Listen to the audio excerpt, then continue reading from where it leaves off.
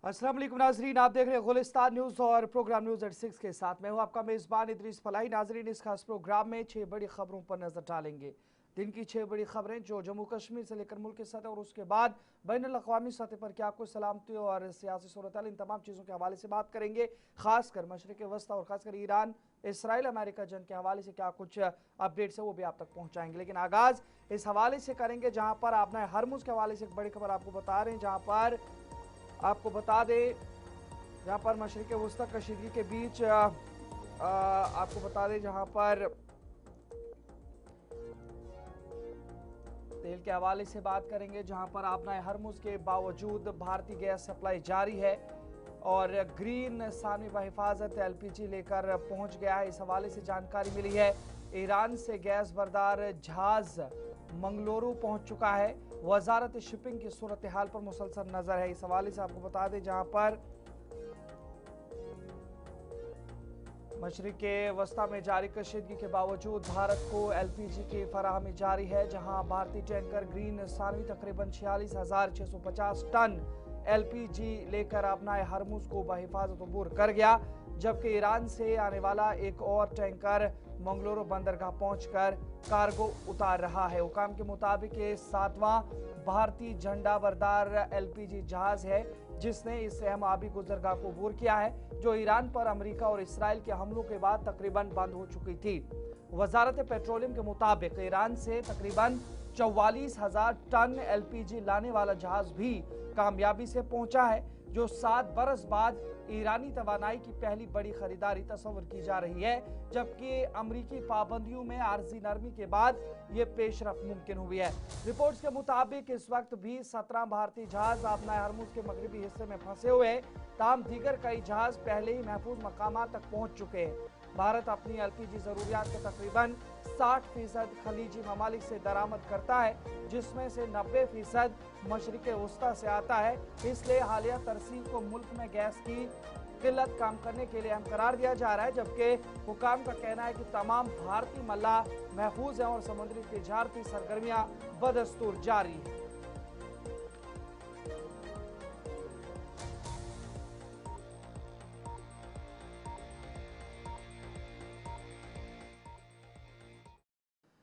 नजर आगे बढ़ जाएंगे तो बात मशरिक़ वस्ता के हवाले से करेंगे और खासकर ईरान और इराक की एक सरहद के हवाले से करेंगे, जहां पर हमला हुआ है और हमले के बाद इराक की जानिब से बड़ा कदम उठाया गया। आपको बता दें जहां पर मशरिक़ वस्ता कशीदगी के बीच इराक का एक बड़ा कदम देखने को मिला है, जहां पर इराक ने शलामचा बॉर्डर क्रॉसिंग को बंद कर दिया है और ईरान में फजाई हमला देखने को मिला। एक इराकी शहरी हिलाक हुआ है, 5 जख्मी हुए हैं और उसके बाद इराक की जानिब से यह फैसला लिया गया है कि इराक का जो शलामचा बॉर्डर ईरान के साथ लगता है वहां पर क्रॉसिंग को बंद कर दिया गया है और सरहद पर तिजारत और आमदोरफ्त मुअत्तल कर दी गई है।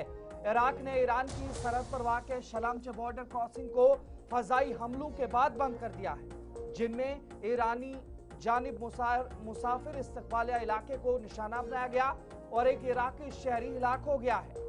सिक्योरिटी जराये के मुताबिक हमलों में कम अज कम 5 इराकी शहरी शदीद जख्मी भी हुए हैं, जिन्हें फौरी तौर पर अस्पताल मुंतकिल किया गया है, जबकि पुलिस ने मौके से एक शख्स की लाश बरामद कर ली है और हुकाम का मजीद ये कहना है कि जख्मियों की हालत तशवीशनाक है और उन्हें तिब्बी इमदाद फराहम की जा रही है।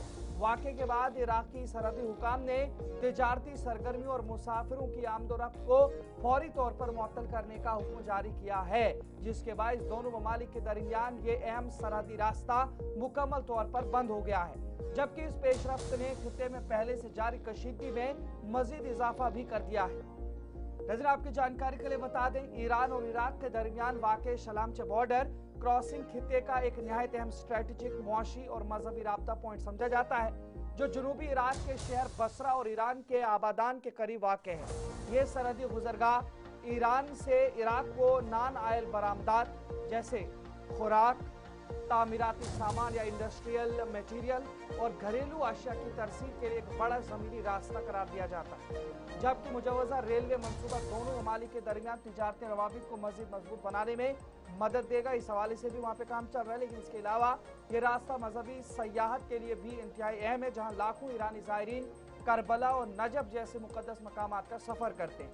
खास तौर पर अरबईन जैसे बड़े मजहबी मौके पर इसका इस्तेमाल उरूज पर होता है और तारीखी तौर पर भी ये इलाका ईरान इराक जंग के दौरान एक हसास महज रहा है और आज भी दोनों ममालिक के ताल्लुकात में इसकी खास अहमियत बरकरार है। लेकिन इस बीच में बड़ा कदम इराक की जानिब से, जहां पर फिलहाल शलामचा बॉर्डर क्रॉसिंग को बंद कर दिया गया है क्योंकि वहां पे ताज़ा हमले हुए हैं, फजाई हमलों के बाद, जहां पर एक इराकी हिलाक हो गया है, 5 शदीद तौर पर जख्मी हुए हैं।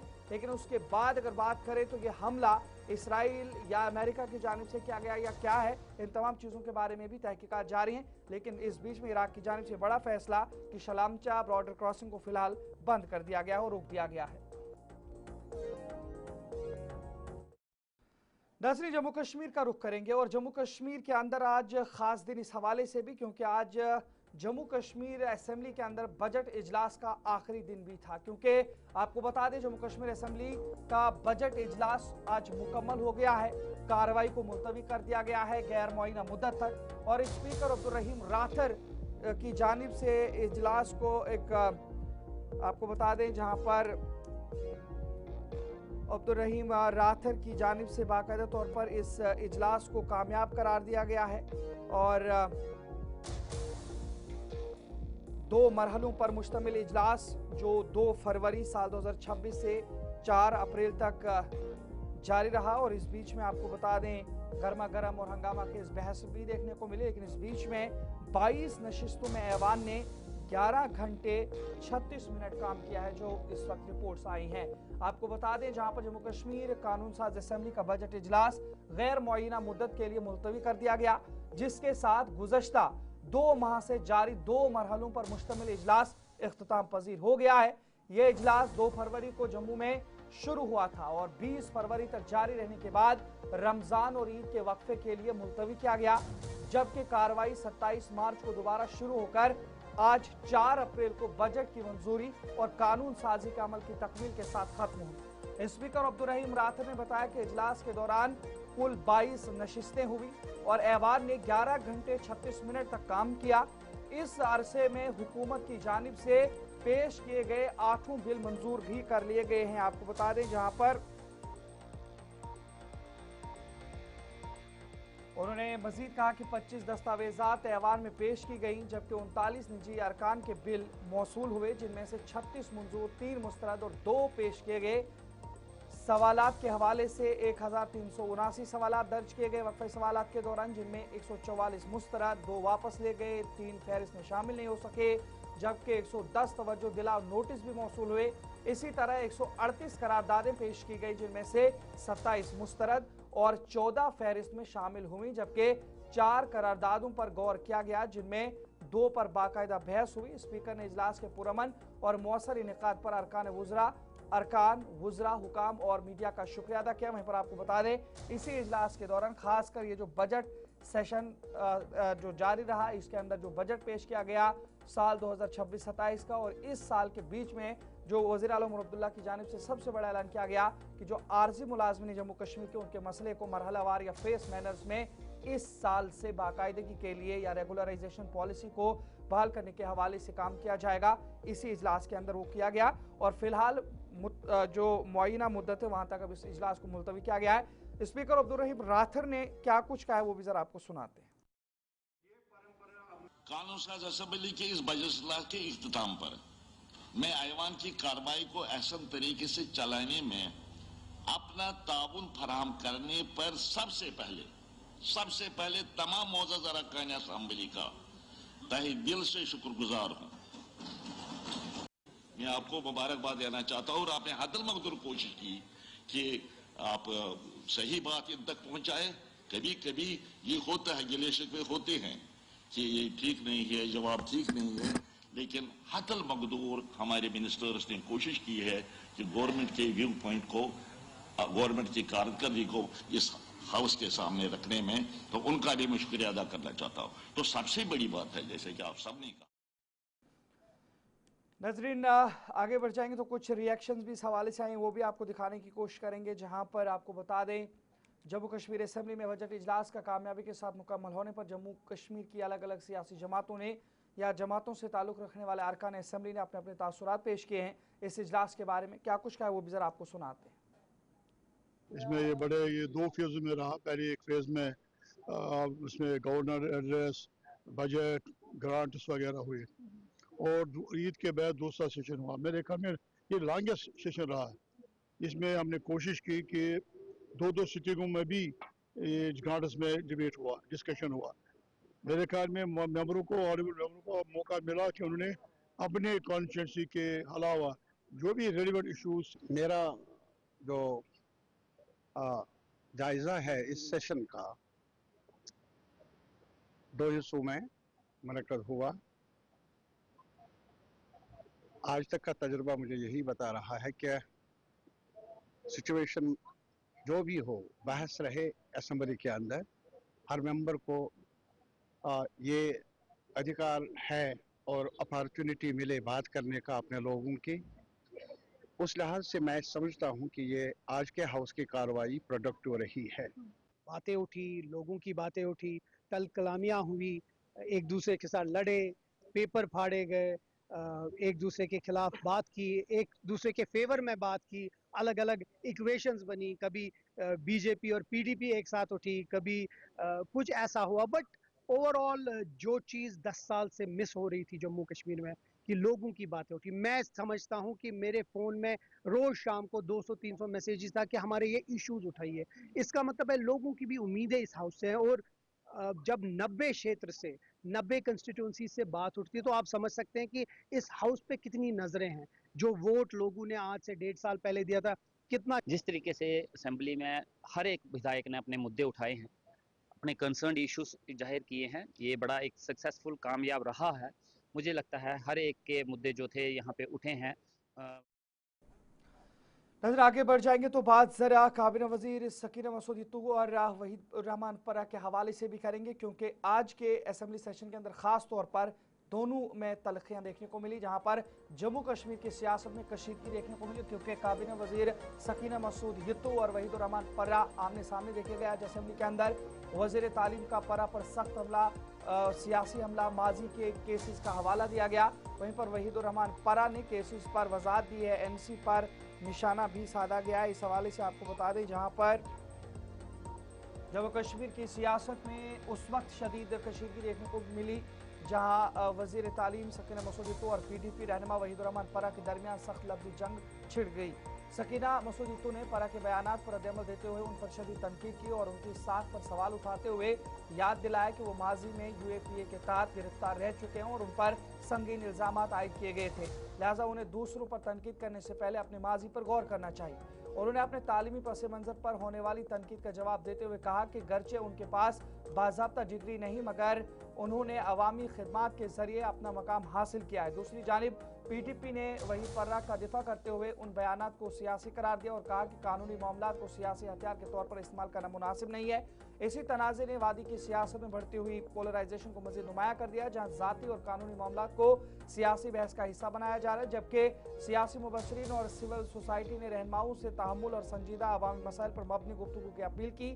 ताहम वहीद रहमान परा ने भी मीडिया से बात करते हुए इल्जामात पर ब्रीफिंग दी, साथ ही एनसी पर भी माजी के हालात का जिम्मेदार ठहराया।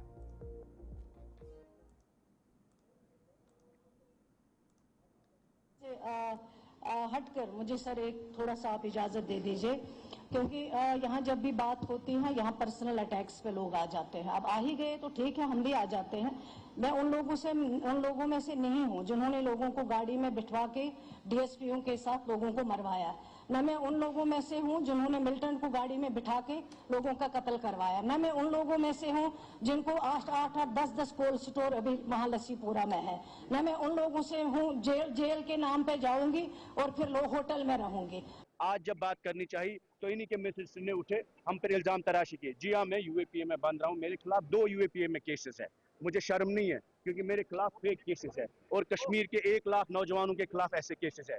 1 लाख लोग जो इनकी हुकूमत ने कत्ल किए। आज 4 अप्रैल है, ये वो दिन है जब कश्मीर में मस्जिदें जलाई गई, कुरान जलाए गए इस नेशनल कॉन्फ्रेंस की वजह से। और आज ऐवान में इन्होंने जो इल्जाम मुझ पर लगाए, कहा ये मिलिटेंट है, ये यूएपीए एक्यूजर है। मैं जेल में था, मैं दिल्ली में बंद रहा, श्रीनगर में बंद रहा। हमें इनकी मजबत या हमदर्दी जरूरत नहीं है, लेकिन हमने इनसे ये कहा कि जो नौजवान जेलों में बंद है उनकी वापसी की बात करिए, जो नौजवान फेक केसेस में बंद है उनको रिहाई की बात करिए। उसके बाद इन्होंने एलिगेशन मुझ पे लगाए। मुझे कोई शिकायत नहीं है, ये मसला मेरा नहीं है, ये मसला हर उस नौजवान का है। सबको पता है कश्मीर में यूएपीए किसको लगता है, पब्लिक सेफ्टी। नाज़रीन आगे बढ़ जाएंगे तो बात जरा जम्मू कश्मीर के अंदर जो निजी यूनिवर्सिटीज या प्राइवेट बिल था उस हवाले से भी आपको बताएं तो आज उसे मंजूर कर लिया गया है। और इस हवाले से आपको बता दें जहां पर जम्मू कश्मीर असेंबली में प्राइवेट यूनिवर्सिटीज बिल को मंजूरी दी गई। बिल को आला तालीम के फरोग की जानिब बड़ा कदम करार दिया जा रहा है और निजी यूनिवर्सिटियों या प्राइवेट यूनिवर्सिटियों के कयाम और रेगुलेशन की राह हमवार कर दी गई है। आपको बता दें जहां पर तलबा को मकामी सतह पर आला तालीम के ज़्यादा मौके मैसर होंगे। और जम्मू कश्मीर असम्बली ने आज एक अहम पेशरफ्त के तौर पर प्राइवेट यूनिवर्सिटीज़ बिल को मंजूरी दे दी है। काबीना वजीर सकीना मसूद यत्तू ने इस इक़दाम को यूनियन टेरिटरी में आला तालीम के फ़रोग के लिए एक बड़ा कदम करार दिया है। ये बिल वजीर तालीम की जानिब से पेश किया गया था जिसका मकसद जम्मू कश्मीर में निजी यूनिवर्सिटियों के क़याम और उनके मौसर नज़्म व नस्क को यकीनी बनाना है। साथ ही तालीमी मयार और मयारी तालीम की फराहमी को बरकरार रखना भी इसका अहम हदफ है। असम्बली में इज़हार ख्याल करते हुए सकीना मसूद यत्तू ने कहा कि इस कानून के खित्ते में आला तालीमी इदारों की बढ़ती हुई तलब को पूरा करने में मदद मिलेगी और तलबा को तालीम के लिए बाहर जाने की ज़रूरत कम होगी। उन्होंने मज़ीद कहा कि बिल में शफाफियत, जवाबदही और तालीमी उसूलों की पासदारी को यकीनी बनाने के लिए मुनासिब हिफाजती इक़दाम शामिल किए गए हैं। कानून के तहत निजी यूनिवर्सिटीज़ के क़याम, उनके इंतज़ामी ढांचे और निगरानी के लिए वाज़ेह रहनुमा उसूल वज़ा किए गए हैं जिनमें बुनियादी ढांचे, फैकल्टी और निसाब के मयार को यकीनी बनाने पर खास जोर दिया गया है। इसके अलावा नौजवानों में तहकीक, जिद्दत और हुनरमंदी के फ़रोग को भी तरजीह दी गई है। क्या कुछ सकीना मसूद यत्तू की जानिब से कहा गया वो भी ज़रा सुनते हैं।